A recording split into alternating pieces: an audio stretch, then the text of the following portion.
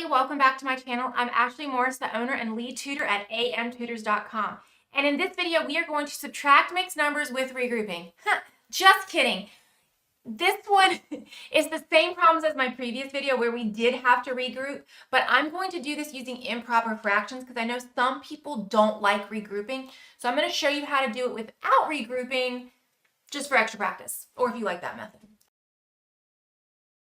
All right. So for the first one, let's get these into improper fractions. The common, nope, we're not doing a common denominator yet. We could do a common denominator, but let's do the improper fraction part first. 2 times 3 is 6 plus 1 is 7.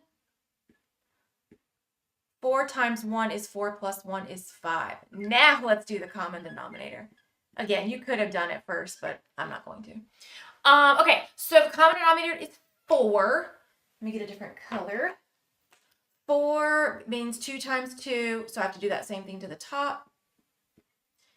14 minus 5 gives me 9 over 4. Now, this answer is perfectly acceptable unless your teacher says you have to put it as a mixed number.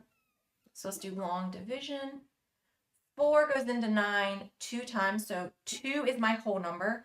2 times 4 is 8, and I get 1 left over. So 2 and then 1 over 4. 1 out of 4 is left over. So when you're doing this, you never have to regroup, but you have to have the added step of going to an improper fraction and then going back to a mixed number. So it just depends on what you prefer.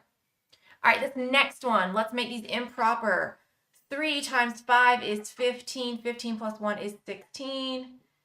2 times 3 is 6. 6 plus 1 is 7. Now, common denominator is going to be 6. Ooh. Okay, 3 times 2 is 6, so 16 times 2, oh, that's not too bad, 32. Thought it was going to be bigger when I first started writing it. 2 times 3 is 6, 7 times 3 is 21. Subtract those and I get 11 over 6.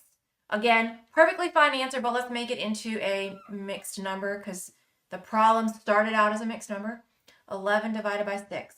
Well, it can't be 2 because that'd be 12. So 1, I'm trying to write 12 even though I said it's not 12, with 5 left over. So 1 whole number and 5/6 left over.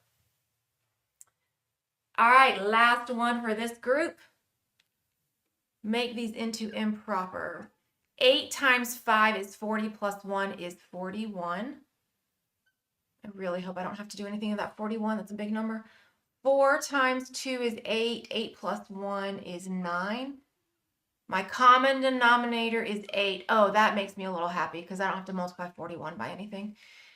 4 times 2 is 8. If I do it to the bottom, I do it to the top. 41 minus 18 is, I don't know that off the top of my head. I'm going to show my work just to be safe because sometimes when I try to do stuff in my head, it doesn't go as planned. 11 minus 8 is 3. 2 minus 1, or sorry, 3 minus 2 is 3 minus 1 is 2.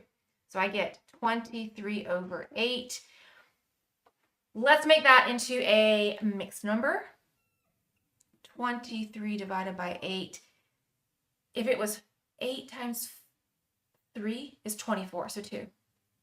16, which gives me 7 left over. So, I have space. Let's see. Squeeze it in here.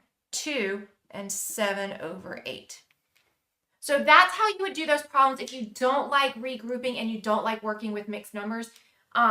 They're both perfectly acceptable methods. It's just personal preference. So watch this video, watch the previous one where I do regroup, and just decide which one you like better.